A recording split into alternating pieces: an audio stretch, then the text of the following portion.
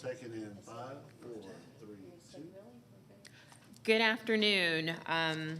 The time is now 3 p.m. I will call to order the regular and certification meeting of the Cobb County Board of Elections and Registration for the month of June. We'll call the meeting to order at 3 p.m. At this time, I'd ask all that are able and willing to rise with me to say the Pledge of Allegiance, please. I pledge allegiance to the flag of the United States of America and to the republic for which it stands, one nation, under God, indivisible, with liberty and justice for all. Thank you. Has everyone on the board had an opportunity to take a look at today's agenda? I know your proposed revisions have already been made, so I will entertain a motion to approve the agenda as provided. So moved. Thank you, Mr. Bruning. Is there a second? Second. It's been moved and properly seconded to approve the agenda. All those in favor? Thank you. The motion passes unanimously. I do note the next item on the agenda is public comment, and just to confirm, no one requested to participate virtually, correct? Correct. Okay, and no one signed in here, so we will forego public comment to the extent that no one has indicated a desire to participate. Moving on to the next item on the agenda, public hearing. Will you be handling that, Director Fall? Sure. Go ahead. This one is pretty straightforward. This is the request to approve to call and conduct a special election in conjunction with the November 5th for the purpose of representing a 1% county mobility SPLOST or MSPLOST referendum to Cobb County voters. So Exhibit B in your agenda is that notice of election that was given to us by the signed packet from the Board of Commissioners, in which they approved last week to place the MSPLOST referendum on the ballot for November. Okay, and just for the benefit of those that may not be familiar, this item, this notice is placed in the MDJ? Correct. So we have to advertise the 4 weeks, each week for 4 weeks prior to the November election. That's the requirement under the SPLOST referendums. Okay. Does anyone have any questions or comments on the board with regard to our obligation? Because it's just a matter of us acknowledging the obligation to post this notice or to place this notice in the MDJ, the legal organ, the official legal organ for Cobb County. Okay. Thank you. All right, moving, excuse me, on to the next item on the agenda. Pardon? Yes, sir. Do we need to vote on that? Or is it just We do a need to vote? notice? Okay. I apologize. There was no vote required here, as noted on the agenda, so my apologies for continuing to move forward. All good. I will entertain a motion to approve the notice. So moved. Thank you, Mr. Bruning. Is there a second? Second. It's been moved and properly seconded to approve the proposed notice attached to our agenda as Exhibit B. All of those in favor? The motion passes unanimously. Thank you. The mic remains with you, Ms. Fall, for your election report. Awesome. So we'll get some slides pulled up. This will be much quicker than May. So this is just an overview of our election that we had last week. So we're going to talk a little bit about our AIP turnout as well as our absentee by mail. We'll talk about Election Day and the one precinct issue that we had as a quiet election day overall. And then we'll talk post-election. I'll display the official and complete results, as well as talk about the risk limiting audit, which will begin Wednesday morning. So for AIP, you can see it was nice and quiet for us. We had 1,155 total voters across the 5 days, Monday through Friday. We were open at 3 sites from 7 a.m. to 7 p.m. those 5 days. Again, this was a Democratic primary runoff only for 2 races, so it wasn't countywide.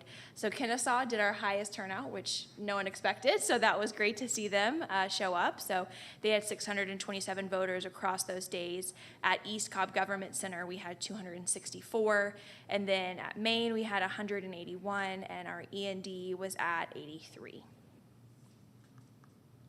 And then I have the comparison across 2024, so you can see where those numbers lie in terms of the other elections that we've run at those 4, technically 3, but we split up Maine, E, and D.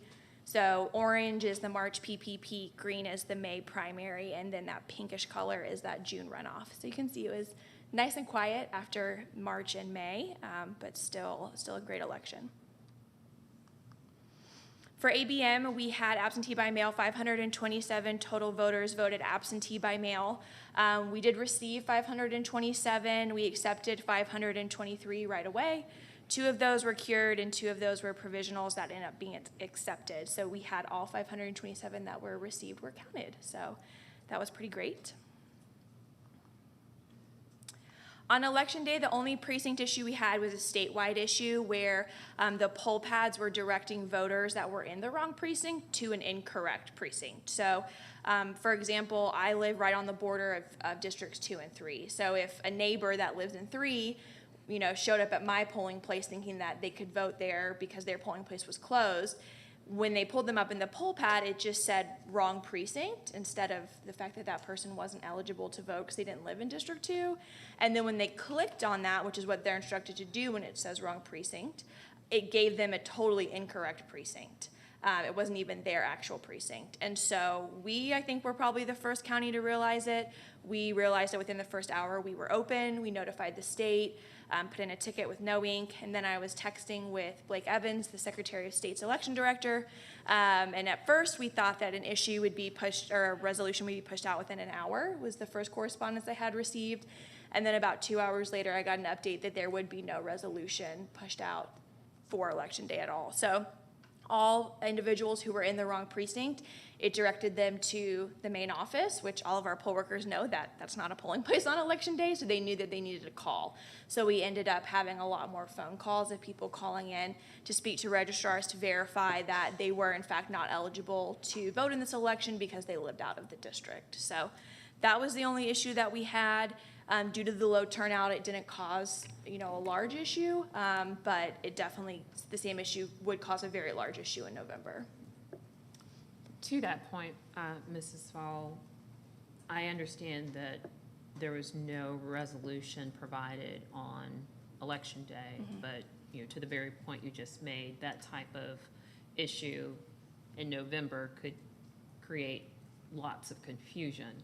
So I know that you and your counterparts in the other counties, the other election directors, are consistently meeting with the Secretary of State's office, specifically Mr. Blake Evans.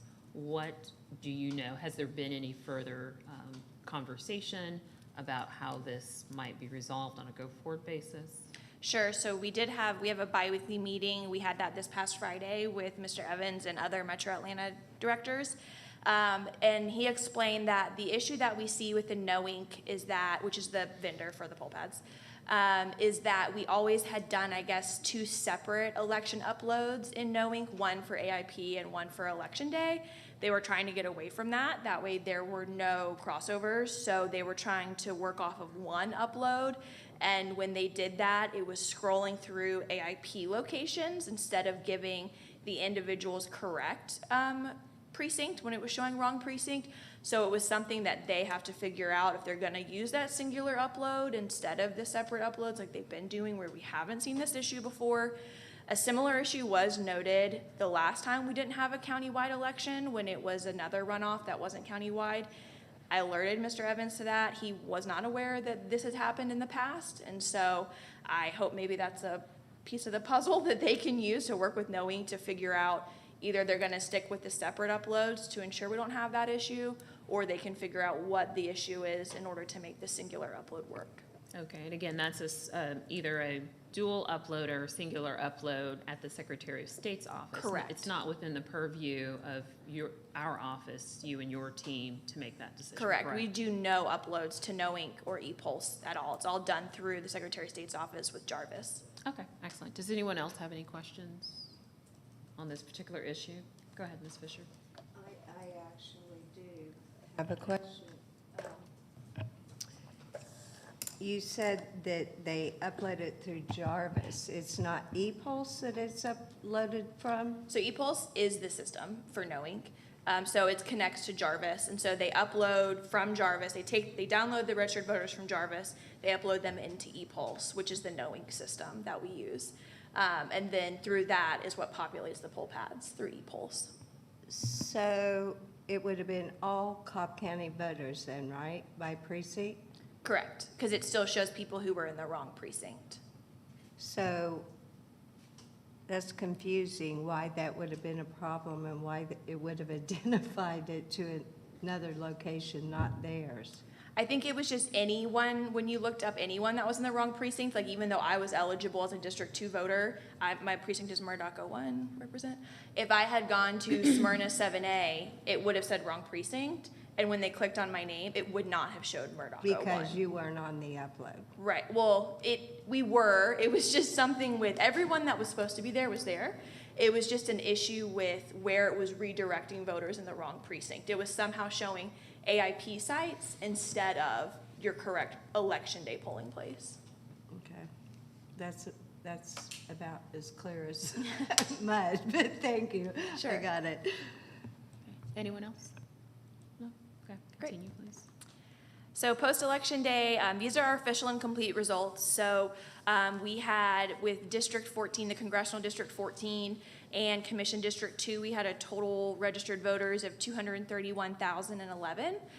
So election day, we saw 4,042 voters at 1.75% turnout. Advanced voting was at 1,155 at 0.5% turnout. Absentee by mail, the 527 at 0.23% turnout.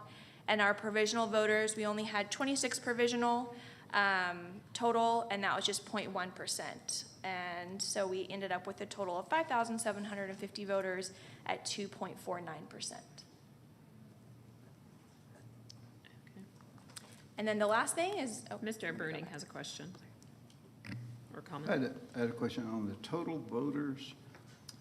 Does that include voters who are in inactive status? correct. So if someone is inactive and they vote, it moves them to active status, is my understanding. Is that correct, Melissa? Yes, because it takes them off that inactive. They have to fill out, I believe, an affidavit to confirm their address, and then that's what moves them. But in terms of The person. comparing the turnout, Oh, the 231,000, that's active and inactive. active and inactive. Yes, when we pull in the numbers into our reporting system, it pulls all registered voters, not just active registered voters. And that would seem to be appropriate to the extent that if I'm an inactive voter, I go into a polling, my polling location and vote, it would be percentage of turnout versus those that had the opportunity to vote, correct? So- Yeah, and that's why in May too, when you look back on the election summary report where it gives the registered voters, you're seeing that 575 number, which is active and inactive for Cobb County. So, since it was two separate districts, one commission, one congressional, the 231 involves both of those districts for the 231,000. Do we have a breakout by race on? We do. The So on the registered election voters? summary report, which is in your agenda packet, Yep. you'll see under that in the Times Cast block, that first block underneath the title of each race, you'll see that total registered voters. So you'll see for District 14, we have 3,350 ballots cast out of 101,157 voters. And then the 2,400 for Commission District 2 out of the 129,854. It's important to note that those are the registered voters in those precincts or in those districts, but that doesn't exempt anyone who might have voted Republican in May that would not have been able to vote in this election. That's just the whole number of registered voters in those two districts. So it's not necessarily eligible voters, because we can't pull out those Republicans in a total holistic report like this. Right, the reason I asked was because it does change the turnout, not that either one is all that stellar, but that's good, thank you. Sure. Anything else? Great. The last thing I have is the RLA. We're doing a 100% hand count audit for this election. Since it was not countywide and just two races with only 2 names on each race, we thought this would be a good opportunity to do a 100% audit. So we'll be starting that Wednesday at 9 a.m. at our office. That is open to the public. We'll have 6 teams that will be doing that. So since this is a Democrat-only runoff, only the Democratic Party can send official observers, but the RLA is still open to the public for anyone who wants to come and observe. We have to get in our ballot batches tomorrow morning once we certify, and then the Secretary of State will randomly select those tomorrow afternoon by dice roll. How are you going to report? Your mic, Mr. Bruni. How are you going to report when they are asking for certain ballot batches, but we're counting more than that? How will you reconcile that? So we use a software called Arlo, A-R-L-O, for our RLAs. It's acquired through the state, so it's their system that we log into. And so I already worked it out with the Arlo software people that we will have 2 separate RLAs that we'll log into. So we'll have one that's just the required batches that the Secretary of State has drawn via dice. And then we'll have a separate one we can log into where they're gonna have all of our batches in there. So that'll just be for our information, the numbers will be for us, and then there'll be the separate official one, because for the Secretary of State, we only have to do the congressional district race is the only one that we have to do an audit for, because it's the only state federal wide election. Any other questions? Does anyone else have any questions for Ms. Hall? No? Okay. Okay, that's it. Thank you. Okay, thank you. Next item on the agenda is the certification of the June 18th general primary runoff election results. Can you get those up? Go back to the slides, I'll flip back. Thanks.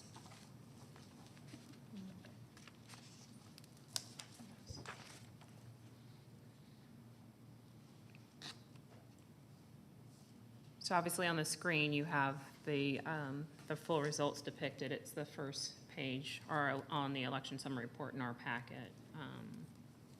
So if there are no additional comments or questions with respect to the results, I will entertain a motion for certification of the results. I do have a question on the 8 blank ballots. You may have replied, I wasn't back on email. I apologize for interrupting you to the extent that I don't know that everyone has had an opportunity to review the email thread, and you're referencing the 8 blank ballots, so you may want to give some context to the Okay. extent it's needed. Okay. The numbers on the summary report, the total votes, we have 8 less votes if you add up the candidate votes by race. I believe there were 3 in the commission race, and the other 5, I believe, were, don't hold me. Flip-flopped, yeah. I'm Yep, 3 in flip-flop. District 14 and 5 in Commission District 2. Okay, so it was 8 off. So if you're comparing the 2, I think your response was there were blank ballots. Can you define what a blank ballot is? Sure, so in this case, because the ballots only contain 1 race, not voting in that race would result in a blank ballot. So typically, in May's election, for example, it's less common to see an entire blank ballot, but people certainly skip races, right? They don't vote down ballot. So it's very common to see a blank race. So it just so happens that in this election, as we saw in March, where there were a very high number of blank ballots, that a blank race results in a blank ballot, as there's only 1 race on the ballot. So somebody shows up to vote and then doesn't vote. Correct, they print a blank ballot and they put it through the scanner. Okay. It's more common than you would think.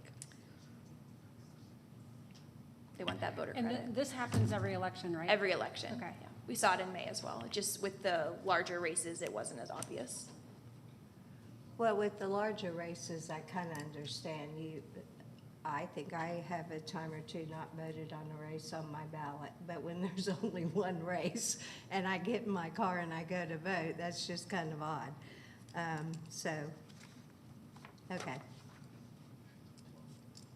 And we do account for those in the RLA, so when you come, you'll see that we'll have, you know, the 2 candidates for District 2, the 2 candidates for District 14, and then there will be a blank pile as well, where they stack their blanks, and we assure that we account for those in the end. Okay. Any further questions or comments? I'll entertain a motion to certify the election results. So moved. Is there a second? Second. It's been moved and properly seconded to certify the election results for our June 18th primary runoff election as presented. All those in favor?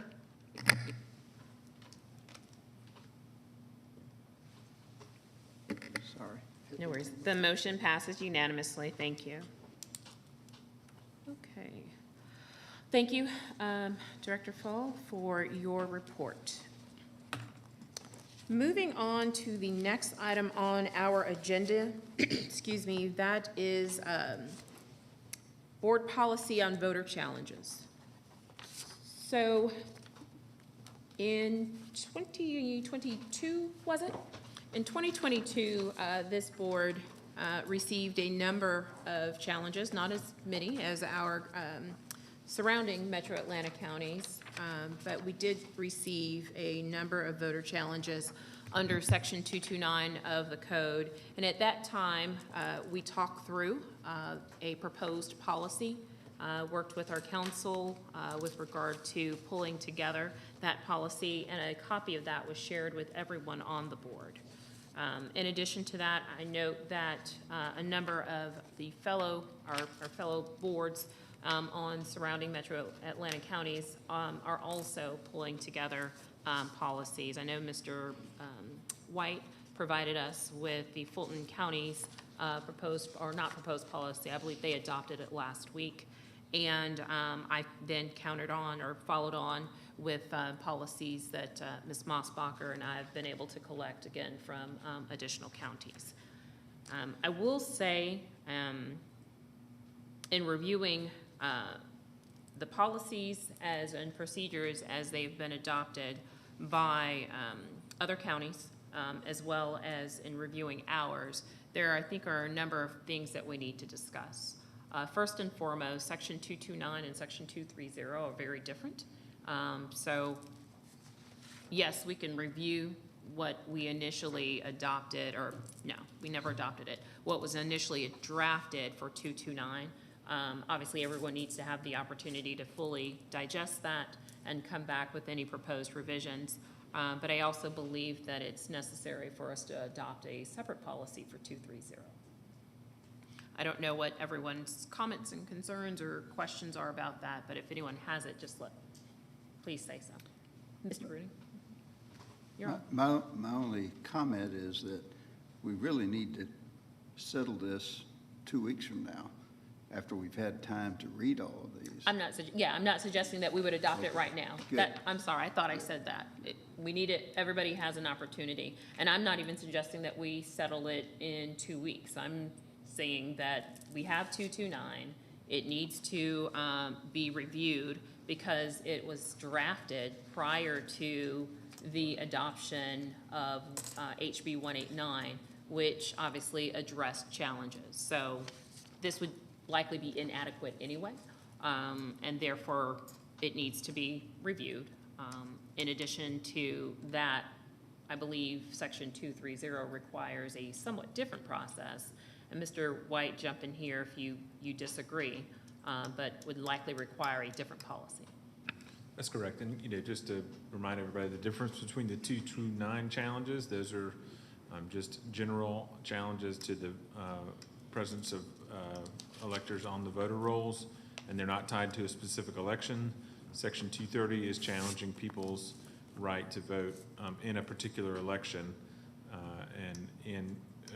Interestingly, most of the changes that were recently made were made to the 230 and the limits on how close you can challenge somebody in an election or in 230, but similar ones weren't adopted in 229. And so there's some differences there. Both of them had revisions under SB 202 as well, including the language about, allowing unlimited challenges. And so all of that, all of those updates in the recent 3 or 4 years really mean that probably both policies need to be adopted for both. And that's why you see counties like Cherokee, Fulton, just DeKalb, lots of counties are updating their challenge policies, especially as you get these larger challenge requests coming in, hundreds and thousands of voters on a spreadsheet at a time. So, and so it behooves the board to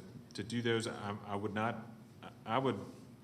certainly don't recommend, you address them before you've had time to review and digest them and put something together for consensus, but I would almost recommend doing some sort of a special called meeting if we have time, just because you're already on this first round of challenges we've received. We're gonna have to set a hearing date, within 10 days of receiving it. And so any more that come in between now and then that don't have the policies, that's just more that are not gonna be handled sort of under the same uniform set of policies. So that's a thought that I had, wanted to just recommend. I know there was talk about waiting till the August retreat, but I would say once you get to the August retreat, then you're getting into the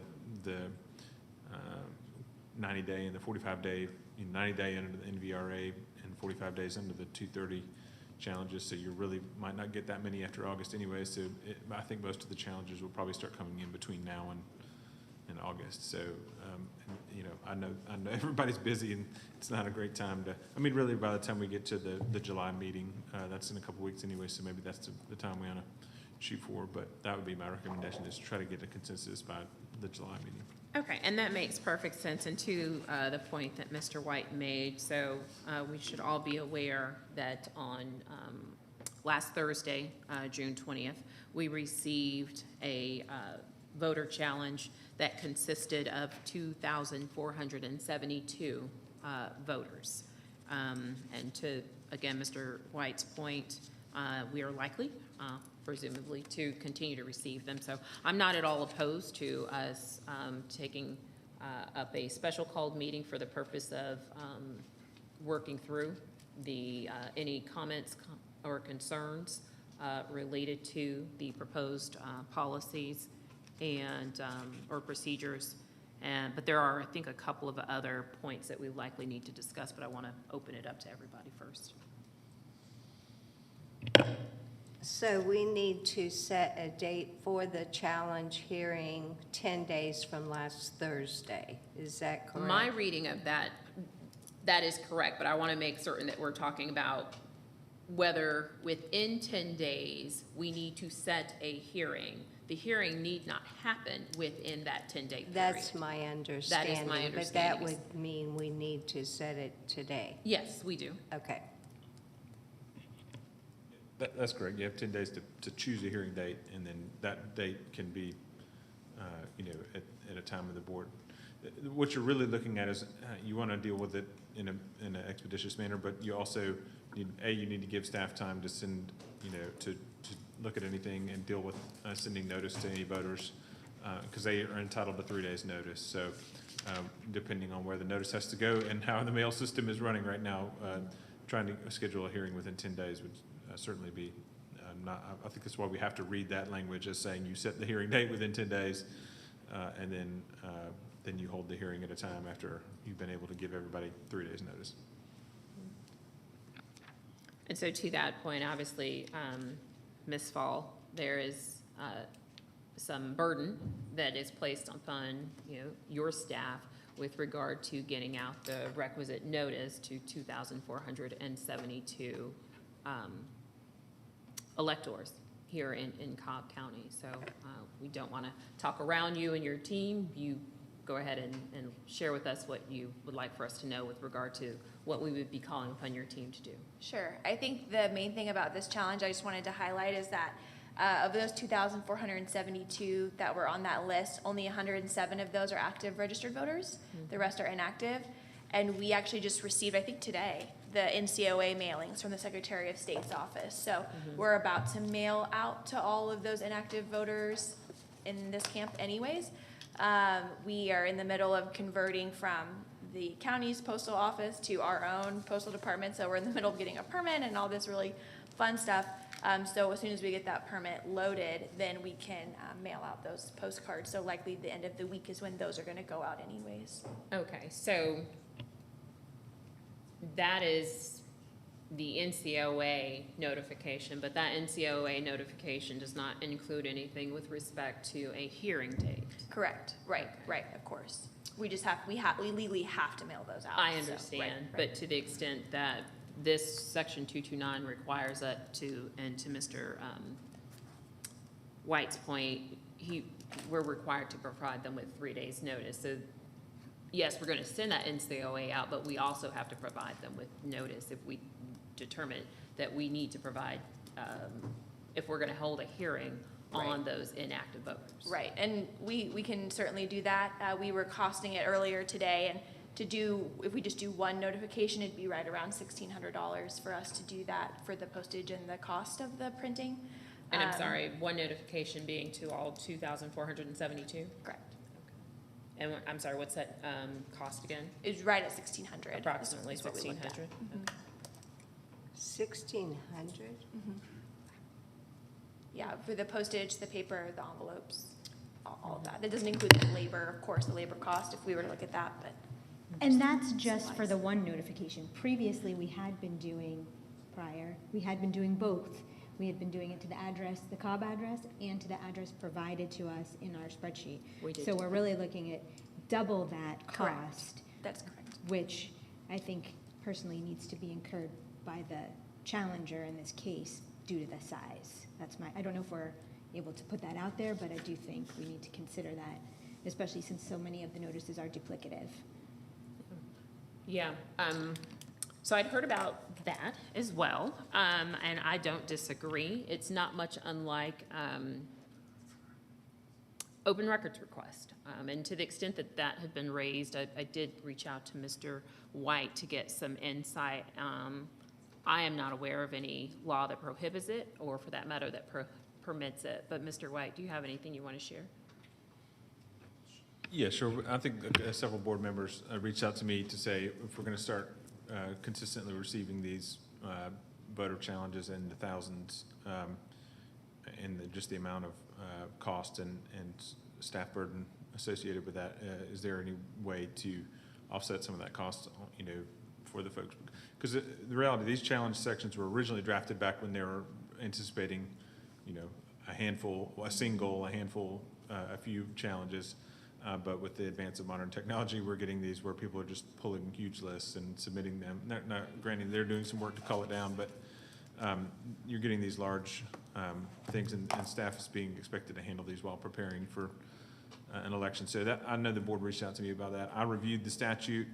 As you said, there's no, but neither statute is there any specific requirement that the board, that the county cover the cost, or that the challenger cover the cost. There's also no prohibition against it.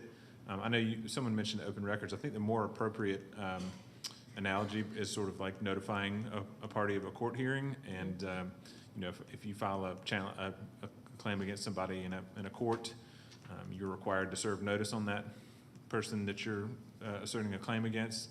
And you can use the sheriff to serve it, but you got to pay the sheriff. So in this case, if they, I think it's the duty of the superintendent and staff to send out the notice, but the cost of that notice, there's nothing preventing, in the statute that I read, preventing the shifting of that cost to the person filing the challenge, especially given the numbers we're seeing. So that's something the board can consider. It's not, again, it's not specifically in the statute either way, but I don't see anything that would prevent you from adopting that as a policy. Okay, and to the extent that Ms. Mossbacher raised the point that in previous years, we would send notice to the last address of record here in Cobb County, as well as a notice to the address that's purported to be the current address of that particular elector. Is there anything in the statute, based upon your understanding, that requires notice to both? I'm pulling up the statute. I'm of course, now right around the time I've started pulling this up around the time that she mentioned that, and it's just been spinning, looking at me. But my recollection is that there is not. Okay, now it's okay.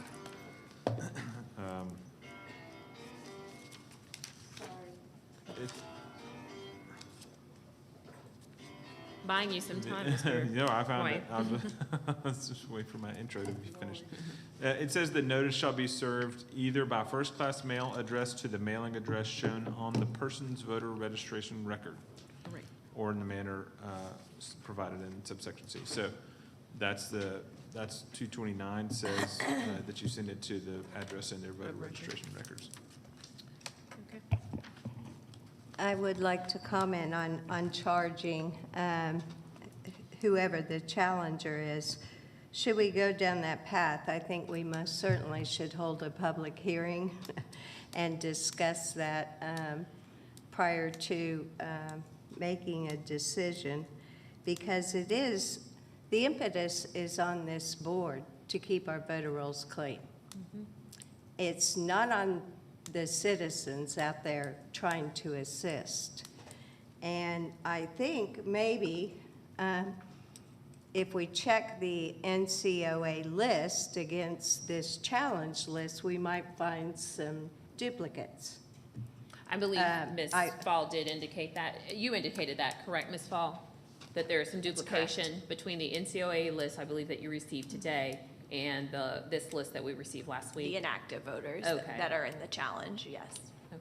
So there are inactive voters on both lists that, The NCOA goes to all the inactive voters, so anyone Right. who we believe has moved, both out of state and out of county, it goes so to those.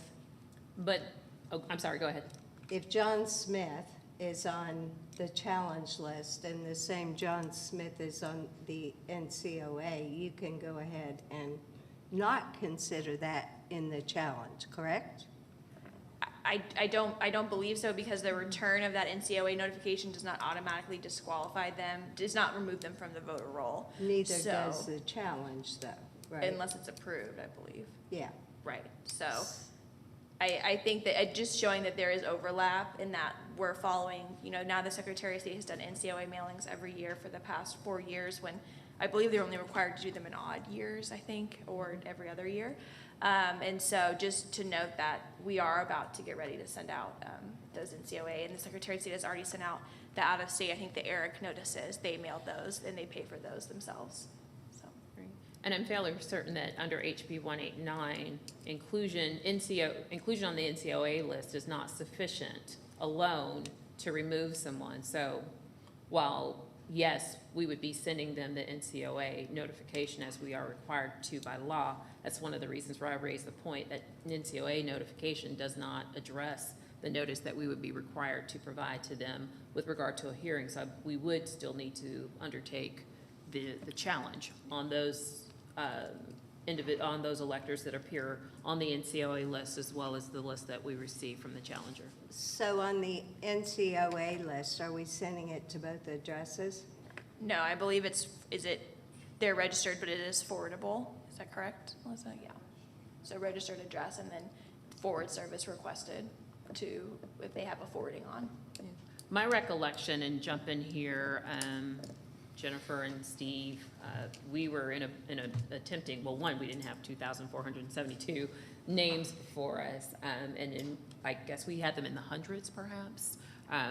It was the board's determination and consultation with our then director to attempt to ensure that they received notice, hence the reason we were sending it to the Cobb address as well as the reported new address. Well, yeah, because mail forwarding does have a shelf life. It does. It doesn't go on forever and ever. And I think that's the prudent thing to do, because if we're claiming they no longer live here and live out of state, to send it to Cobb and expect to get a response is not exactly going to probably work. Right.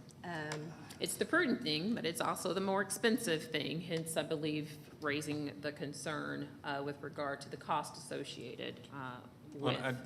And let me just, I want to point out, I know you Yes. were mentioning the issue about NCOA not being enough. And I know you'd mentioned saying, well, we don't have to send these. And I just want to point out, both of those are things we need to point out, the differences between 229 and 230 right now. So 229, does not contain that same language from 189 that 230 is going to have as of July. 230 says being on the NCOA is not enough by itself. 229 did not get that same update. I have no idea why you would not make them consistent, but they're not. They also didn't put the 45-day Wow. language in there, but also because 230 deals with a specific election, there's actually sort of two sets of, I think I talked with one of the board members about this, but there's two sets of probable cause showings. Like you have to say, like, do we have cause to hear this and set it for a hearing? And then once you get there, like, is there cause to remove them? 229 doesn't require that. 229 just says if you get information, you got to set the hearing. And so when someone is sending things that are duplicative of the NCOA notices are gone, we're now sending out two sets without the option to pare that down necessarily based on these that are going out. This says you get the information, we have to notify them and set the challenge date. And so now we've got a process in place that's going to cull these folks. It's taking longer than some citizens want. That's understandable. But now we're duplicating efforts for a process that's already literally happening the same week. And we're saying, well, now stuff has to do a second accelerated process based on a voter deciding that they want to submit the challenge, which is a right, but there's just a discussion there about how the board wants to handle the cost associated with duplicating those efforts. Okay, so I know I want to pare that back, so for my own understanding. So the NCOA not being alone sufficient to sustain a challenge to an elector is only applicable to those challenges asserted under 230 and not 229? Is that correct? Yes, so under the express language of those two statutes, that's correct. There's also the overlay of the NVRA. And when you're getting into requests to remove thousands of voters, then you're sort of invoking NVRA systematic maintenance concerns, and there is language in the NVRA, which is a federal statute, saying you can't rely on NCOA, which is probably why it was adopted in 230. Again, I don't know why they didn't adopt identical changes to 229.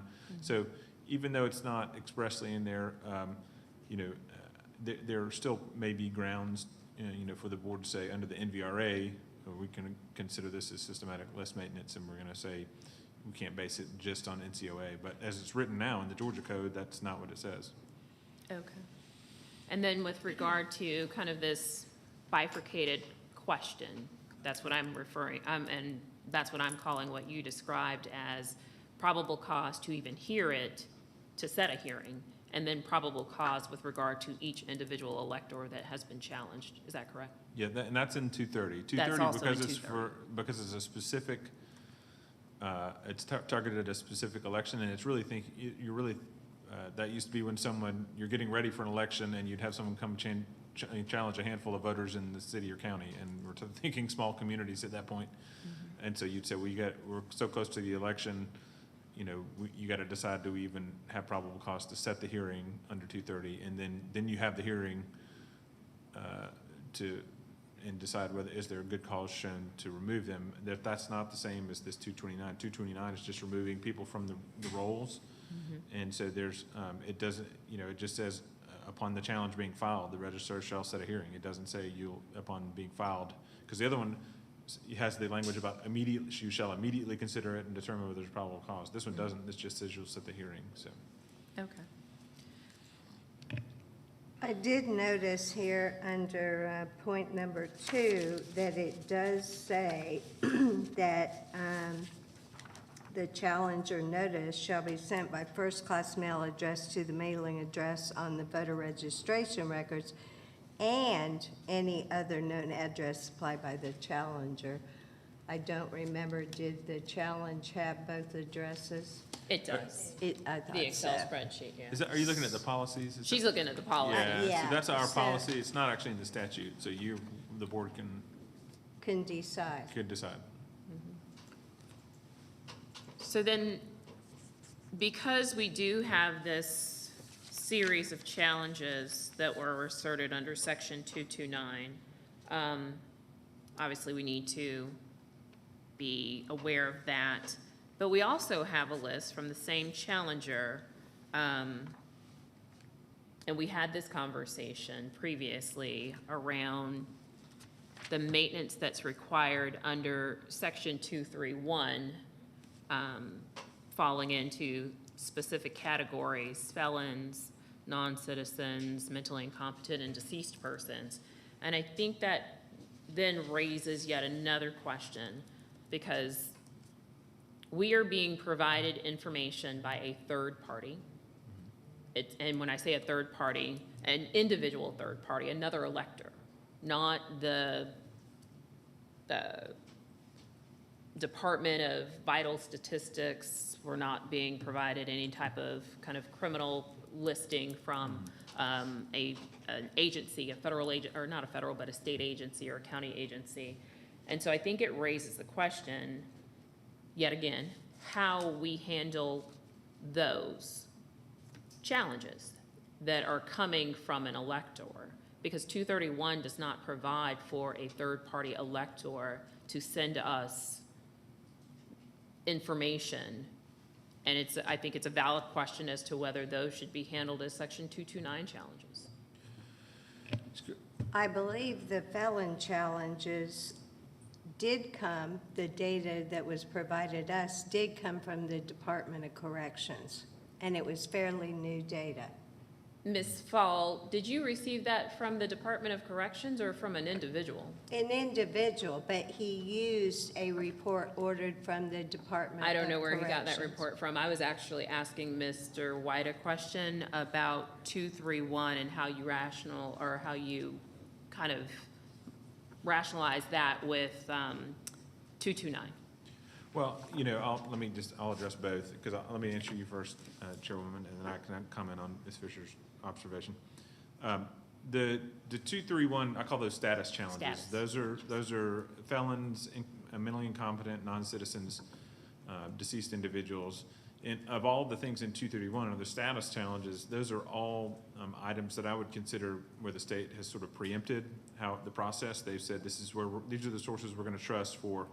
Because you just can't have, it's hard to find information on who's been declared incompetent anyways, because that's a very, private thing in the court. So you really have the court submit. So there's just sources that the state has said, this is where we're going to get that information from. The only exception on the status challenges is for deceased individuals. The board can accept obituaries or notices from families and things like that. That is a category of status challenges where you can receive outside information. And so that's not been preempted.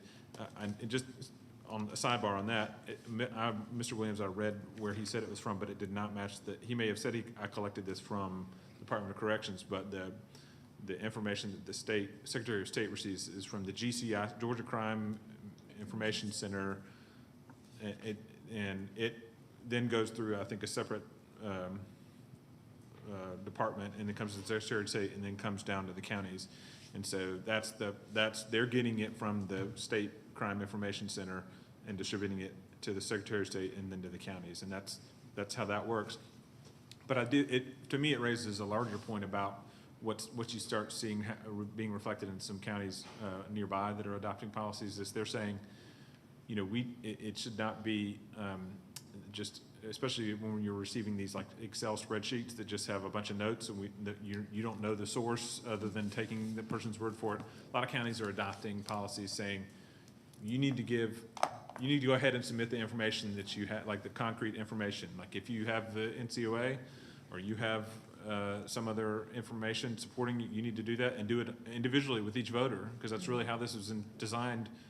The statute was designed for someone to come in and say, Tom Jones is on Elm Street, has moved to another county or another state, and he doesn't belong here, and here's his tax, and what we're getting now, what the boards are getting now are these large spreadsheets that may be collected by individual voters that are, endeavoring and really poring over records and things, but they're just plugging them into a spreadsheet. But we also know that there are organizations out there where people are collaborating and people are just sort of relying on each other to share this information, and we're not really sure how many links down the chain this information is coming from. So a lot of boards are, in order to improve the reliability of the information they're getting, are putting policies in place. So if you're going to challenge the voters, you need to give specific grounds for each voter and the sort of the concrete evidence you're submitting in support of that, instead of just sort of notations in an Excel spreadsheet. Right, and I will say, I mean, that's what we have here, and I will also note for those of us that were on the board last year, and anyone that may have participated in those meetings or attended those meetings, or not last year, in 2022, we did have, or my recollection is, we had a particularized query into each individual elector. For example, I recall receiving voter registration, a screenshot from a voter registration page in the state of North Carolina, to the extent that the challenger suggested that a Cobb elector that was still on our rolls had voted or was registered in North Carolina. The same for, my recollection was Florida. We are not receiving that type of data and information now. What we have here is a Excel spreadsheet, again, 2,472, no individualized information that's been provided. I personally don't know what moved status means, dupe registration, input suffix, and a whole bunch of other things. So it's definitely something we have to consider with regard to this particular challenge, as well as to with regard to what we place in the policy. So thank you for that. Ms. Fisher, did you were sharing some information about, I guess, the felon list that, or purported felon list that was provided to us. Did you want to share anything else about that? No, I was just making a point that. Your mic's not on. I'm sorry. I was just making the point that he had, through, I believe he said ORR, gotten the list from the Department of Corrections, or had double-checked it with the list he got from the Department of Corrections. So there are voters who do fall through the cracks, that are dead, that have created a little problem for themselves by committing a crime, and we do miss them. I don't think anybody who provides a challenge is doing it to be nefarious. I believe they truly are doing it to clean up our voter rolls. So, and I think we need to consider it as such. And yes, it is a lot of work for our elections people. No doubt about that. So, Well, and I think I don't disagree. I don't believe that there's any allegation here of anyone being nefarious, but I do believe that if we are going to adopt policies, they need to be adopted kind of looking at the scope of the type of challenges that are provided for under the code, and what we are receiving, align those two, and come up with policies that can be consistently applied regardless of from whom those challenges are being received. Mr. White, you were about to say? Well, and I just, again, and I don't want to keep going around in the circle on this one, but just using that specific one as an example, that if you're saying this individual got the information from the Department of Corrections, That's what's stated. that may be information that you get from a list that the Department of Corrections has on a given date, but if it's not coming through the GCIC is a system that's updated regularly, so if somebody's conviction has been overturned or they've been restored, the Department of Corrections might not reflect that because they're just getting a list of who was in custody or who's and what were the charges, and that's why we have those things in place. So again, it's just another example of there are reliable sources, and I'm not saying the Department of Corrections, I'm sure a lot of the information from the Department of Corrections is good, reliable information, but the state on those particular status challenges has said these are the sources that we think the state and the county should use for these status challenges, and then in terms of residency challenges, there's the issue about the NCOA and having additional information about residency that's been put in 230, not in 229, and the board has some opportunity to express its concerns on what kind of evidence. And again, I want to point out, Ms. Silas is correct. In the past, we put those policies in place so that information would be submitted with the challenges, so that you would know ahead of time, is this supported by concrete information, instead of well, we think this, pointing out to the board or the staff, we think this is correct information, you go pull the hard records and find it. So that's, a lot of counties are doing that and saying, if you're really serious about challenging, go ahead and bring the documents with you and file them, instead of trying to shift it to staff to do that.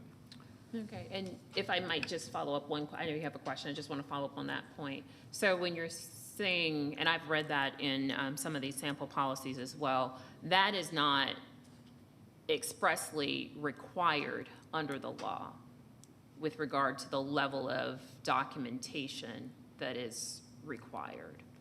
Unfortunately, it seems as though we were talking about it back in 2022, and I know other boards were talking about it as well, but it doesn't appear that our General Assembly provided us with that level of specificity, unfortunately. No, they're allowed to just make an allegation and say these are the grounds and ask for a hearing.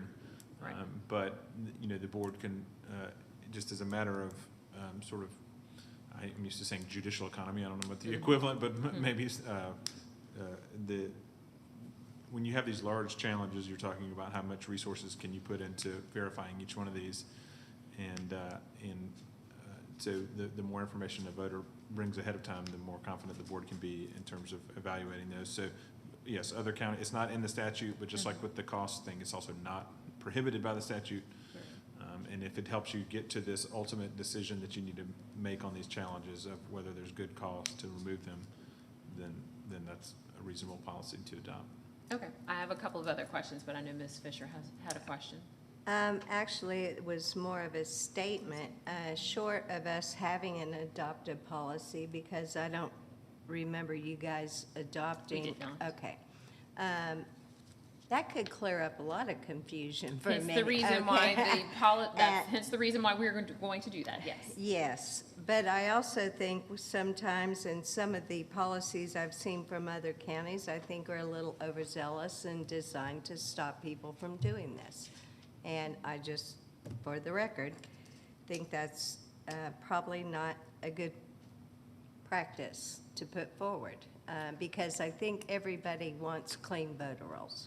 I agree, and I think as it relates to whatever policy is adopted by this board, it will come before the board, and everyone will have the opportunity to vote their pleasure with regard to the content of that policy. But as it remains now, at this point, we do have two sets of, quote, challenges that are pending before us. We have that list from Mr. Williams, and I know that he did follow up with Ms. Fall last week, and that's the one that's described as Cobb electors convicted of a felony crime. And you are correct, Ms. Fisher, in as much that he did say that the list was generated from an open records request with the Department of Corrections for the state of Georgia. However, Mr. White makes a very good point. Pulling something from the Department of Corrections and the data, as Mr. Williams noted, is from late April 2024. I don't know as to whether anything has transpired with any of these individuals, so I think GCIC would be the appropriate. But this was not posed to us as a 229 challenge, or any challenge for that matter. So I think I don't think it has to be under 231. Your mic's off. 231 doesn't provide, that's where I was going when I asked Mr. White about the status offenses, and I believe you indicated, and if I'm wrong with how I repeat this, all of the status offenses are preempted with the exception of the deceased, because obituaries can be provided, correct? Right. Well, and even with the obituaries, it's not a matter of, there being an actual challenge hearing on. I mean, that could be one of the grounds to remove people if they want to bring it as a challenge. And there's nothing stopping somebody from challenging them under 229. But to the extent someone's going to submit information to the staff or to you as the superintendent, my reading of 231 is that convicted felons, incapacitated, mentally incapacitated individuals, and non-citizens are all preempted. There's processes in place that this is how the state's going to handle these and the county's going to handle these. And then the one that says you can submit outside information is deceased individuals. So that can be submitted to staff, and the board can direct staff to consider that information in removing deceased voters from the rolls, but there's no requirement under any of them to have a hearing. And I would like to add that we have done that. in the Right, past. with regard to the deceased. To Right. the extent that we've, from the same challenger, received obituaries. Correct. But we've come back to the question with regard to the other three status bases, if you will, for challenging or for raising a request of the county to update its roles. Mr. White, I believe I heard you say that someone can challenge under one of those three preempted statuses, but that would potentially fall into section 229, correct? Because the county is preempted with regard to those three, am I right? Well, I mean, it would just be any, whichever one they could bring it in their 229 or 230. Right, but not 231. Yeah, but not 231, that's Because it. 231 does not provide for an elector third party But you to could still raise say, themselves. my grounds for challenging this person is that they're deceased, or that they're a felon, or something. They'd have to have, come in with, but I think the board could also say, we're not, I think there's grounds for you to decide whether you want to say, this is preempted under state law, so we're not going to consider it, because we already get this process already takes place under 231. So that's We just- could say that, Yeah. that it happens, or the process, it takes place under 231, but we also could give that person the opportunity, or they can take it upon themselves, to file that challenge under 229. Did we send out the notices to the felons? Aren't we required, I'm trying to remember, We're not aren't we required. required to? No. Because again, that's why I'm drawing the distinction. The items that are under the status challenges, if you will, or the status concerns under 231 are different from 229. Yeah, I The process as understand. laid out in 229 is not applicable. So no, we didn't send notice to the felons. We haven't moved forward with any of that information as the board decides how to handle it moving forward. And I want to clarify, the process that's in place that says if you get the list, then you send notice to the felon, that's still in place. Like that, the normal state process where GCIC sends information down through Secretary of State to the counties, that's in place. And those felons get notice, and the reason they get notice is they get the opportunity to come in and say, well, wait, they dropped that charge, it's just a misdemeanor. They get notice, and so that's why that process is in place. So because that's preempted, the staff didn't move forward with the information from another source. I have a question, Mr. White. I didn't have a chance to read all the county policies, but I did take a look at Fulton. And my question is, are there prerequisites that should apply for the challenge before we move forward with the hearing? Because I noticed in Fulton's policy, for 229 specifically, they state that the challenge must include only active voters, and they would not move forward with a hearing if it didn't meet that criteria. And they actually listed a whole bunch of criteria. That's just one that they listed. So are there prerequisites that we have before we move forward with the hearing? That are set forth in the law, or are you just saying generally? Well, I just noticed it was in Fulton's policy, so. That's not in the statute, but those are policies you can consider. These policies, some of the things that they say are directly from the statute, that it has to be filed by a voter in that county. And there are some things that are tied directly. I don't know that they reference the provisions directly, and then there are other things that are just policy considerations. So that was just a prerogative that they took? I believe so. I'm not aware of anything that requires it to be only active. I think that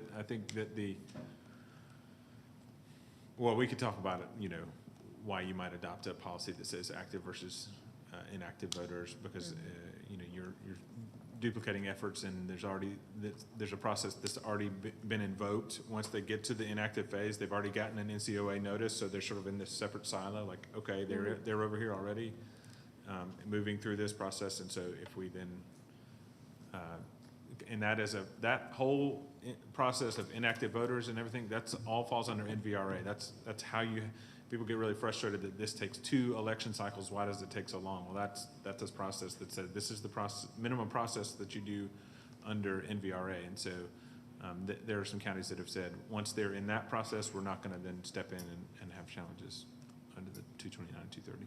And to that point, Mrs. Fall, we have, from this list that we were provided last Thursday, there are individuals that are within that, quote, NVRA process. Correct. The majority of them are, correct? What was the number? You said 167 are active? I believe only 107 were active. 107 are when I active checked. of the 2,472? Correct. Okay. All right. Ms. Moss, did you have any comments or questions? I just wanted to clarify on the 231, as far as I understand it, and Daniel can correct me, that's not for a third-party challenge. That's why I Like, keep referring so to a if- third-party elector is Right. not provided for under 231. So if we're looking at replying to the list that we received on felons, that would have to come under 229 in order to be addressed as such, as a third-party challenge. Yeah, and that's, yeah. You and I are reading this similarly. That there's no such thing as a non-challenge challenge in this instance. There's a 229 and a 230, and then 231 is handled in our office or in election administration space. Right, and for the most part, I mean, I believe that if we took the position, notwithstanding what the ABLE guidance that Mr. White has provided to us, but, well, yes, we can consider information from obituaries, but that's also in 231. 231 doesn't provide for Tory elector to send this, send you something. That's Now, right. we, to your point, Ms. Fisher, we have an interest in, we as a board have an interest, and therefore our office has an interest in ensuring that the voter rolls are accurate. So notwithstanding the fact that we could have pushed it back, Ms. Fall and her team did what they always do, I believe, under, I'm sorry, I don't want to call you by your first name. I want to address you, give me your last name. Miller, exactly. I didn't just want to call her by her first, but Ms. Miller and her team undertook that, correct? Yeah. That is correct, because they included obituaries. Right. So we investigated those. There were some mismatches. They weren't always 100%. Oftentimes, we see that people who have passed away out of state is those that are being missed. So out of the lists, typically about half of them had already been removed. Some of them are mismatches, and then we did remove a handful from each of the lists that were sent. But they were investigated because we had that basis of an obituary with a birth date and a name that matched the voter registration record. Okay. I actually believe we removed 68, so it was a little more than a handful of deceased voters on the roll. So, and I don't believe he presented this as a challenge. It's just an FYI, wasn't it? Did he? He didn't reference, Okay. but the first time he sent the two, well, it was a larger number than the 2472 we received. They're not being submitted as challenges, and I think therein lies part of the concern. Maybe less so with those that are claiming deceased voters, but if it's not something that can fall under 231, in the one status that's not preempted, to Ms. Mossbacher's point, we shouldn't, in my opinion, we shouldn't be trafficking in this non-challenge challenge space. It's either a 229 challenge, it's either 230, or it's the one under 231 that is where we are permitted to receive information. I guess that's something we do in the policy. Exactly. Yeah. Hence for raising it, having very robust conversation about it. Speaking of robust conversation, I note the time is 4:08. We do need to, as Ms. Fisher made reference to, the list of challenges that we received on last Thursday, recognizing that we don't presently have a policy. We either need to set it for a hearing or make some determination as to inactive versus active.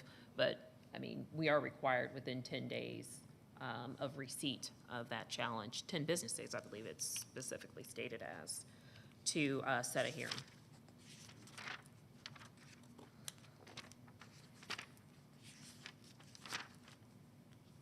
Yes, within 10 business days following the filing of the challenge, we are required to set a hearing on that. So I know we've talked about setting a special called meeting for the purposes of, moving down the path to adopting these procedures, or a set of procedures.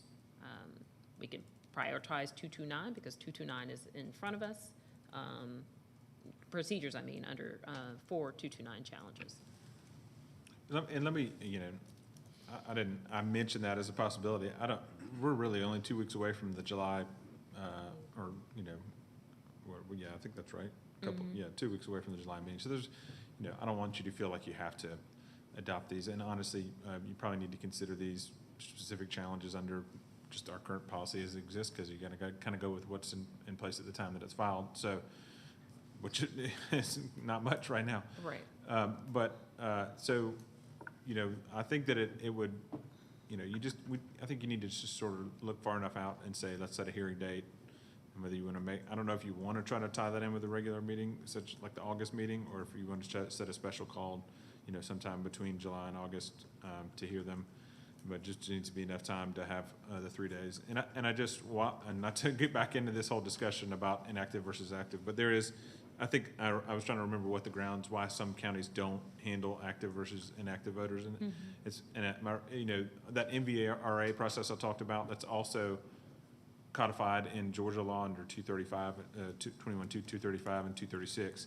And that has language that says an elector placed on the inactive list of electors shall remain on such list until the second November general election after they're placed on the list. So I think some counties have interpreted that as saying that's mandatory under state and federal law. So once they're on the inactive process, we'll just leave them on there.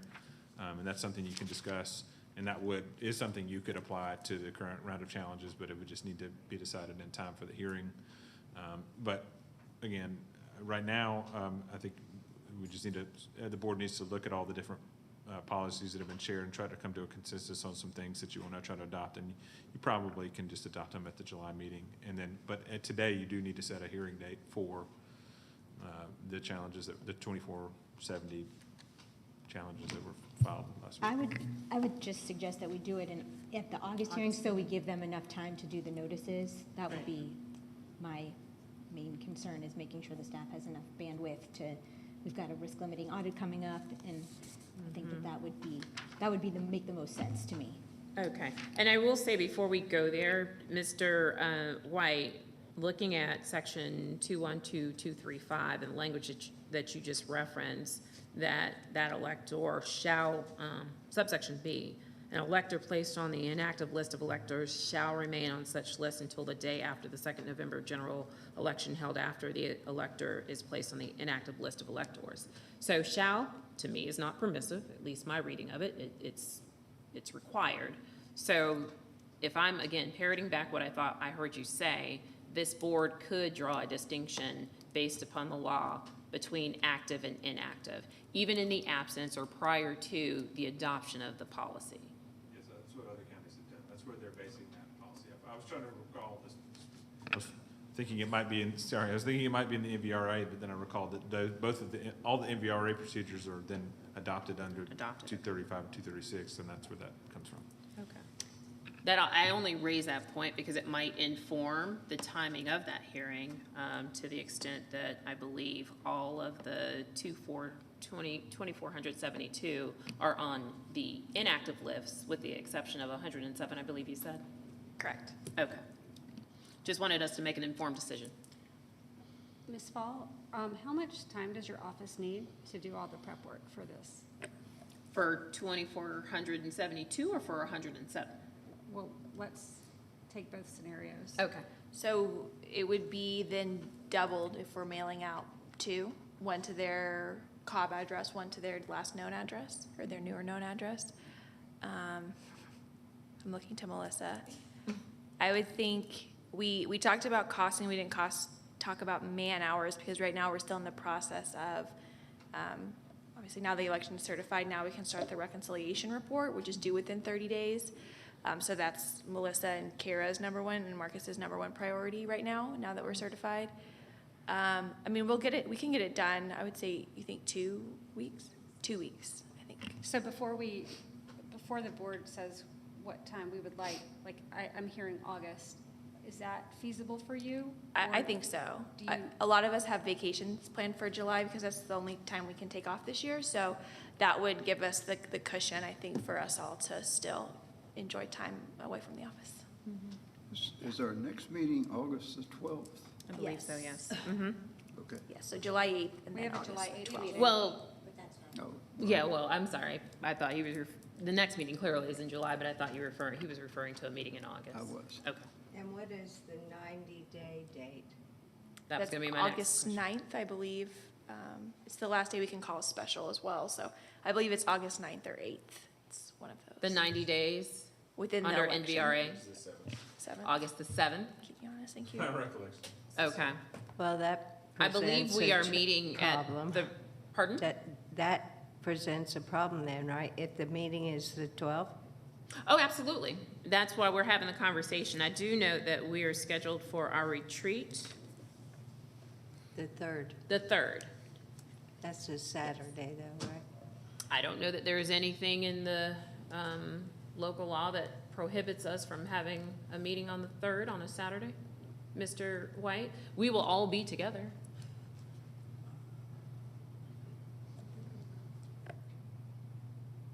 With The only other With a different mission.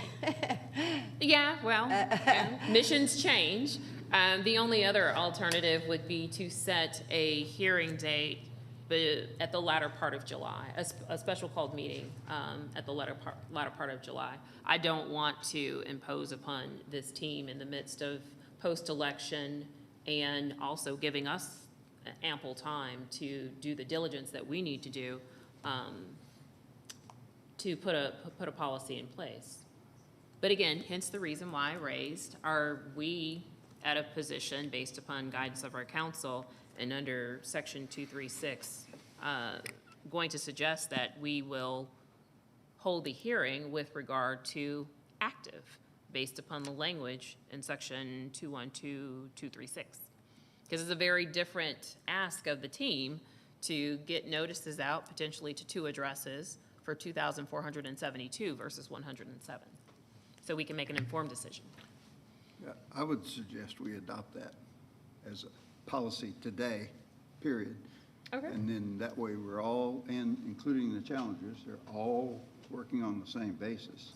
Because, you know, if the people being challenged are already inactive and they have to stay inactive until that time limit runs out, okay, let's just agree that's it. And that's the basis of our position. That's not the whole policy.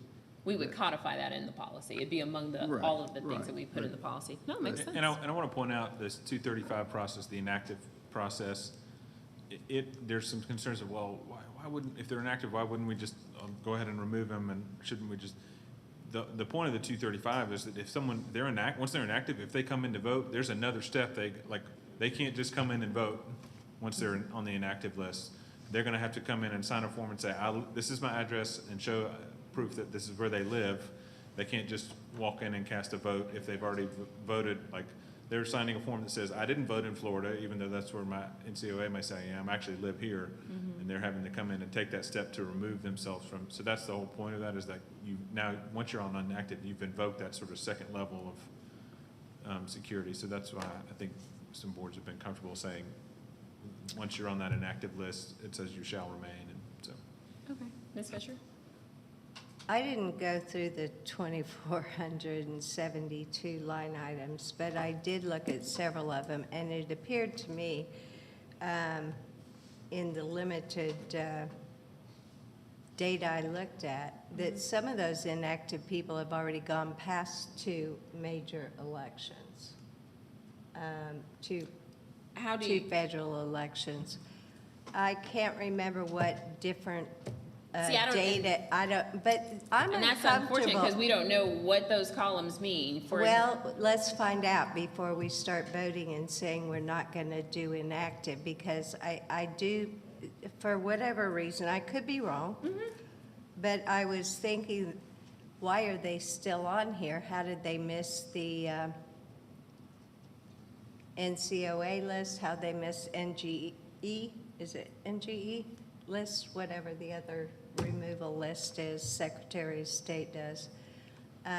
So I'm uncomfortable setting a policy without really knowing what is in that report, because But the policy should not be informed, in my opinion, based upon this report.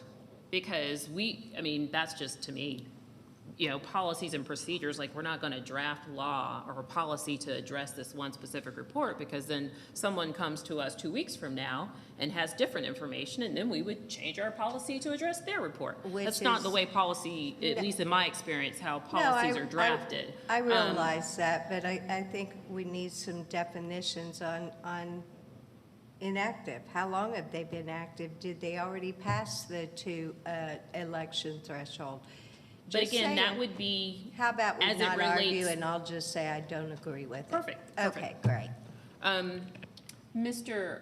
Bruning, you shared a suggestion with us with regard to active and inactive.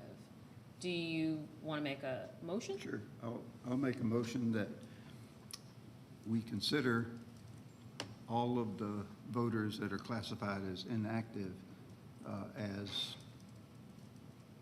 off limits to challenges just on that basis. Do you mind if I? I was going to say, I need someone to make a friendly amendment to that motion. Well, can I help you? I'm gonna just say, I'm not recommending a motion to you, I'm just trying to understand. I think this all stemmed from was it Miss Efret, or who, somebody asked, isn't there another kind that says it's only active voters? And so is that what you're getting at? Y'all are trying to address this policy, so I was just gonna say, do you want to rephrase your vote to say, to see if the board wants to consider a policy of only considering challenges to active voters? So moved. It's been moved. Is there a second? I'll second that. It's been moved and properly seconded that the Cobb Board of Elections will only consider challenges to voters that are noted as active. I know we've already had robust comment and discussion, but usually there is the opportunity for comment and discussion prior to calling the question. Any further comment or discussion? I just want to say that the reason I agree is because it's already a huge burden on the election staff to have to deal with thousands and thousands of voters being challenged, and since the inactives are already being handled by the NCOA, we've already noted in the law that they shall remain on the rolls while they're in inactive status. It just seems like a reasonable policy amendment to consider only the actives in our challenges, in our hearings. Okay, that makes perfect sense. Anything further before we call the question? All those in favor of adopting a standard policy that only active voters will be subject to challenges considered by this board, all of those in favor? Any opposed? I note that the vote carries 4-1, noting that Ms. Fisher is opposed to the adoption of that standard policy. Now, with regard to what I believe is 107 challenges relating to a hearing, I think we need to go ahead and determine when we would take up the those challenges. I've heard August. I've heard the possibility, or perhaps I offered up the possibility of a special called meeting prior to our August meeting, given the NVRA considerations. So is there a motion on the floor? I would just add, with only 107, I think we can get those out within the 3 business days required notification for the July 8th meeting, no problem, if you wanted to take that up at the July 8th meeting. Yeah. We can also do end of July, whatever is best for y'all. Yeah. My concern there is that we wouldn't have a standard policy in place by July 8th, to the extent that we were talking about doing the diligence and the heavy lifting that the 5 of us need to do, such that we can take up the policy at the July 8th meeting. I don't think it would be appropriate to announce a policy on the same day and then apply it. But that's just my opinion. Anyone have anything further? Yes, sir. Isn't the concern with the August meeting that it's within the 90-day period? Yeah, It's passed. it's passed. I think So, So yeah. we can't do it in August. Well, you can't do systematic challenges within 90 days under the NVRA. So it's sort of this idea of, or you're trying to decide where's the line between systematic and individualized challenges. I think over 100 is probably, and, that's up for the board to try to determine. There's no clear statutory thing that says 6 is, one number versus 100 versus 1,000, but, that's and then 230 now makes it clear inside 45 days, that's just not permitted at all. But under these 229 challenges, you still have the NVRA overlay of no systematic list maintenance within 90 days. And that's all kind of based off of Middle District of Georgia federal case from, 5 or 6 years ago. And that it talked about these challenges that have been filed down there, and once you're into these larger numbers, are you doing systematic list maintenance? And so that's the idea behind the 90-day limit. And so it's up to the board to decide. Is that? Ms. Effie? Just to play it safe on both sides, I agree with Ms. Silas that the board does need time to finalize our policies, so hopefully we can get that in July. And I also think we should play it safe with the, staying outside of the 90 days. So I would recommend that we hold the hearing at our August retreat, which would give us the time in July and still fall outside of the 90-day period of the election. Okay. Anyone else? What do y'all think? Is that a motion? Sure. I motion to hold our hearing during our what's the date? August 3rd. August 3rd retreat. Is there a second? Um, Yes, sir. so we just, I think you might want to call this, you want to kind of silo those two. You might have a special called meeting for to hear the challenges. That's what I believe she was suggesting, Right. that this, you're, And then have the we're going retreat to call be a its own special called separate meeting on the 3rd, and it will take place at the August retreat. Is that what I'm hearing Yeah. you say? Either at the beginning or at the end of, or maybe at the beginning, or at a set time at the retreat. You might want to have a special called meeting for this purpose instead of having it can. Okay. I motion to have a special called meeting on August 3rd for the hearing. Is there a second? I'll second that. Okay. It's been moved and properly seconded to hold a special called meeting on August the 3rd for the purpose of holding a hearing on the 107 challenged electors. Discussion? Hearing none, we'll call the question. All those in favor? Any opposition? The motion passes 4-1. I do, note Ms. Fisher's opposition to the motion, but the motion does pass 4-1. And I think the final item in this area is with regard to the information that was provided to us related to electors that are purported to be felons. How we will handle that on a go-forward basis, given, as was described to us, the preemption as set forth in section 212231. So is there a motion on how this, because just to be certain, Ms. Fall, Mr. Williams reached out to you last week? Correct. to And if follow you up will on that. share, and I know I've got numerous emails here, when did he initially share this list with you? So the list of May supposed 16th. felons, May 16th. Right, Right. And then Okay. he followed up on Election Day. right. And I do recall, you've had communication with him. Did we have communication with him? Obviously, we're in the midst of an election. Right. Okay, Right. Yeah, it was just. yet the another original list election. was- Yeah, just before and then again on Election Day. so. okay. Okay, why does his list differ from the state list? I haven't investigated his list at all. I was waiting, before I engaged staff to utilize time for that investigation, I was waiting to see what the board, how they wanted to move forward. So if we want to engage at that level with the staff, I'll get our individuals who specifically deal with the felon list We have kind of specialized registrars, so we have two people who do the felon list. If that is what the board would like us to do, then I will engage the staff on that. And if, I'm sorry, go ahead. I was just going to ask, how many people are on the list that Mr. Williams submitted? 212. Okay, so that's not a 2,000, that's not a overburdensome. Correct. 212. But it is still outside of You're on. 231. It's still outside the 231.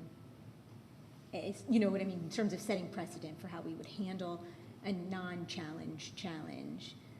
I would move that we would refer this to anything that comes in for those that are handled under 231 to be, those challengers to be asked to submit as a 229. I don't know if that's the right language, but that's what I would suggest us do. Mr. White. Looking for some clarification on? On language, No, yes. I think you're wanting to adopt a policy that the voter be informed that the process they're invoking has been preempted, like the information they're submitting is involved in a process that's preempted. Status challenges are preempted under 231, but they're still permitted to submit it as a voter challenges if they want to file it under 229 or 230. That is what I would like to move. Okay. This is what attorneys have to do. Sometimes you have to say, I understand what you want, but let me put it in words that can suffice for a motion. So yes. And I appreciate you, thank you. Yes, all right. Okay. So parroting back, I believe I heard a motion to advise any challenger that asserts a request, that submits a request for voter maintenance under Section 231 related to status challenges, that that challenger be advised that such request is a challenge that should be submitted under Section 229. Yeah, what I was saying is like the information, the status challenge they've submitted is preempted by the processes in 231, but they're still permitted to submit it as a voter challenge under 229 or 230 if they desire.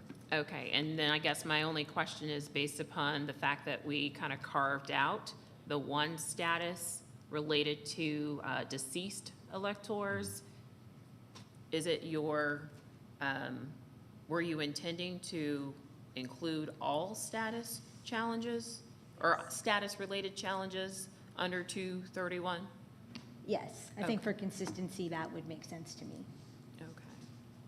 Well, I think by law, they can submit the obituaries and things like that for deceased individuals. So, I mean, just what I would say is the processes that are preempted, and that's not, the death one is not preempted because it says you can submit it. Right. So with that amendment to your motion or proposed additional or proposed different language, so you want to, do you have it here? Do you want to parrot it back? I just want to make certain that we have it correct on the record with regard to what the motion is. I'm not sure I captured everything. Could Mr. White say it one more time, and Sure. I'll try and take notes about it. Yeah, I think the attempt was a motion to advise voters who submit challenges under the areas covered under 231, preempted under Section 21-231, be advised that those areas are preempted by 231 with the exception of submitting information about deceased individuals, but that they are still permitted to submit those as voter challenges under 229 or 230 if they want to move forward under those sections. Okay. And the only kind of amendment I would make is that first reference to challenge. Yeah. It just, because it's received us as a request for voter maintenance. It's not Okay. submitted as a challenge. So just for the sake of clarity, because actually Mr. Williams is very specific as to the reason why he did not submit it to us as a challenge, I don't know that we want the language to reference challenge. So it's a request for voter maintenance under preempted statuses set forth in Section 21223(1). Yes. Okay. I believe we have the motion correct. Is there a second? I'll second. Okay. It's been moved and properly seconded. Is there any further discussion? Yes, Ms. Fisher? Okay, so we've set two policies here rather than doing a all-inclusive. So are we done setting policies in order to hear these? Well, I'm going to consider them two different challenges. Yeah, it was, but do you realize we're not just kind of setting policy in a vacuum? We're doing it such that we can put some type of processes, at least preliminary, so we can get to the question as to understand. what hearings can be held and what should be done with them. I Or we understand. could not and No. just let them sit out there for another couple of months, but I don't believe Mr. Williams would like that. Well, we don't have that choice on the one, but we Right. do on the other. So I just wanted to make sure, because I just don't want a piecemeal policy. We're not piecemealing policy, I don't believe at this Okay. point, but, so, any further comments or concerns before we call the question? Yes, sir. I thought you were going for your, I'm going for the yes you're going for the yes button. All of those in favor? Any opposed? The motion carries 4-1, again noting that Ms. Fisher is in opposition. Thank you. I believe that takes care of everything under old business with respect to board policy on voter challenges. The next item under old business is the Adams case, a possible special election. This is in connection with litigation. Now, I note, Mr. White, that obviously litigation is generally discussed in executive session, but obviously we had a public hearing before Judge Hill on last Thursday. And I also note that Ms. Fisher, and rightfully so, indicated that the public is undoubtedly very interested in kind of where we stand procedurally and what might be next for us. So I defer to you as counsel to share what update you believe is appropriate, and obviously reserve further conversation of this matter for executive session to the extent it's needed. Sure. I'll just give a brief update as to sort of where we are in both Adams cases and what was presented last Thursday. If you were, just for the public's information there, just going back before the Adams hearing last week, the parties had been waiting for a decision in the Floam case, hoping that the Supreme Court would resolve the issue of the county commission redistricting maps, and specifically as they apply in post 2 and post 4. Unfortunately, the Floam case came down, and it did not, the opinion did not address the merits, the constitutionality of the home rule maps. It only addressed the issue of standing, and ended up vacating, the court ended up vacating Judge Harris's order in the Floam case, and remanding it with instructions to dismiss her claim, her declaratory judgment claim. So in light of that, Judge Hill in the Adams case, both Adams cases asked the parties to come in for additional oral argument. In light of that decision in Floam on last Thursday, and all of the parties submitted either limited or more extensive briefing, and we filed a supplemental brief in that case. And sort of based on the feedback from the board, our briefing sort of suggested to the court we would prefer the court to go ahead and rule on the constitutionality issue. I took the position that that you have taken all along, which is you're not going to take a position on the constitutionality of the home rule maps, but you do think she has the ability to rule on it. And we also addressed at that hearing specifically whether Judge Hill had questions about can she address it in these two specific actions. One was an appeal of your decision to disqualify Ms. Adams. The other is a mandamus action asking the court to order the board to use the legislative maps, is what we've been calling them in the lawsuit, as opposed to the home rule maps. And so she had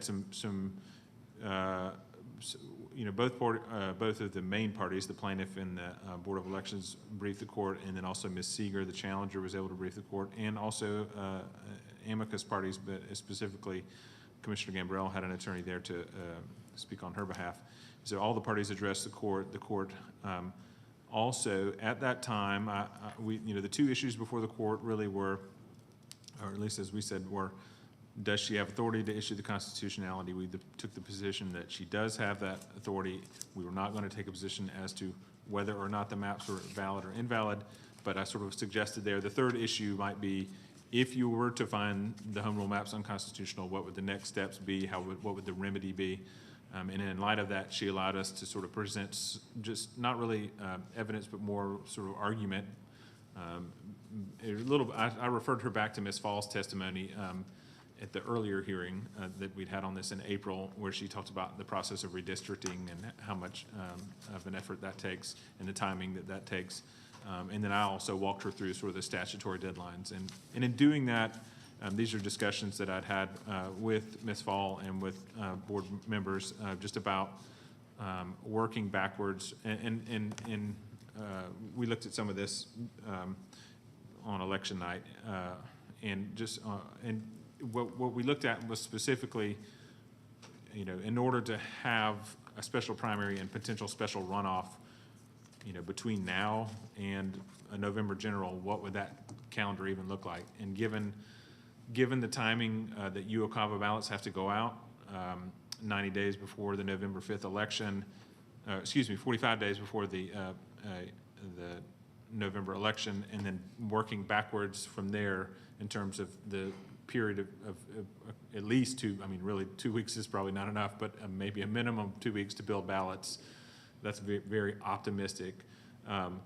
Working backwards from that, you then would sort of say the special primary would have to be, I think we looked at the last day of July, and then worked back 28 days from that would have to be the certification of any special primary, and so you go back a week from that, and that's when you would have to have basically, or I guess it would work back from the end of August to the end of July. And it just came down to, if I could show the calendar if we had it with us, but it came down to basically pointing out to the court. The court would have to order a primary and an election and a runoff to be held with really no time to do qualification or redistricting between now and the time you'd have to call it. Presenting the calendar, we pointed out this board would have to call for the special primary by July 1st, no later than July 1st. That's in a week. But that would also, you would need to do qualifying and need to do redistricting, and I just don't see any way that can be done between now and so that's what we were pointing out to the court. So there was some reporting on that, and everybody was trying to figure out, was that our proposed schedule? And that was really offered to the court for the purpose of saying, we don't possibly see how we could run a special primary and a special runoff. And this is all, I want to just make clear, this is all hypothetical. If Judge Hill, A, decides to rule on the constitutionality issue, and B, if she rules one particular way on that issue, and that would be finding that the home rule maps were unconstitutional. So that was not our proposed schedule that we were presenting to the court, say we want to do this. It wasn't even a proposed schedule saying, we think you might be able to order it. It was just like, if you rule on this issue, and if you rule in this particular way on the home rule maps, this is the only possible time frame to fit that in, but we don't see how that could be done before November. But then I also pointed out to the court that the way the special primary and special runoff statute is worded, it doesn't have to, the only time it has to be coupled with a general election date is if it's to fill a vacancy in a county seat. And so this is actually not to fill a vacancy, but to elect for the next term. And so I was able to point out to the court, the way the county's enabling legislation is written, and both the redistricting laws have been written. The current board members are allowed to serve through the end of their term and until their elector is qualified and elected. And so we were asking the court, if she rules on the constitutionality, and if she rules that the home rule maps are unconstitutional, and the board's not taking a position on that, that if she does those two things, that she would uncouple it from this November general and just allow it to take place as soon as practicable after the November general and any runoff occurred. And so that's what was presented, and I know that it can be hard to pick that up from a newspaper or other sources when you weren't there, and I know some of the board members were sort of trying to figure out that weren't there, needed sort of an update on what was presented at the hearing. So but at the end of the hearing, she asked when would parties like to submit proposed orders, And Mr. Boring, being the eager attorney that he is, said Monday, I should have taken a moment to pause and say, we have a board meeting on Monday. I'd prefer to at least another day or two after that, but I didn't. So I've actually got an email drafted and ready to send unless the board's telling me otherwise. But I've got 4 proposed orders to send. And just, there's 4 because there's 2. We briefed basically submitting an order either way in each case,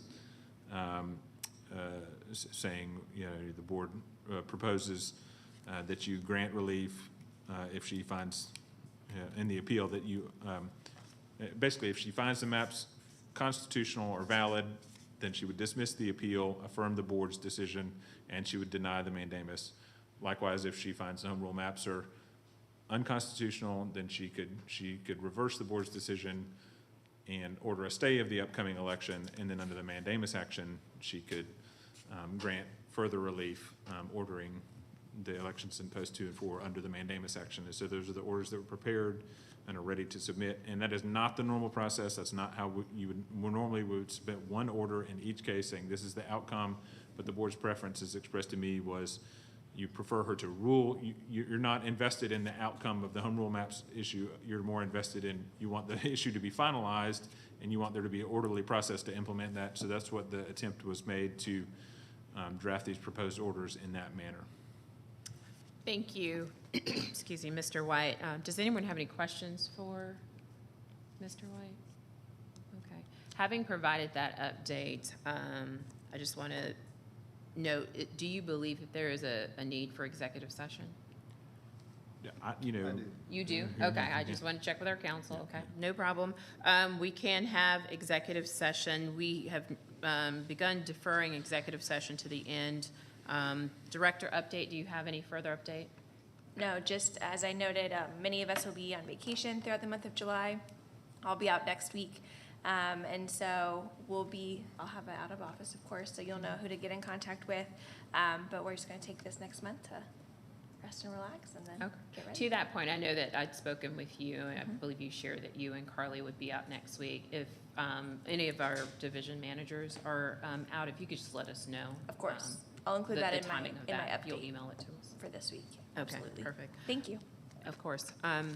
I have no update. The update I was going to provide was around the board policy and voter challenges. I think we have fully discussed that topic. So, but, yeah, oh, we will, August the 3rd, and next month, July the 8th. Mr. Bruning noted that he believes that there is a need for executive session. So with that, do I need to really amend the agenda to have board member comments first? No, you don't. I mean, it's up to you. Okay. It's up to you. I don't believe it's really necessary, but I do want to obviously afford the board an opportunity to comment. And I have heard from the public at times that when we go into executive session, they don't know when we're coming back. And so I want to obviously be respectful of the team that we have here as well as the public. But if there are any board member comments that are, it's prudent for the public to hear, please go ahead and provide them. If not, we can I'll entertain a motion to move into executive session. Yes.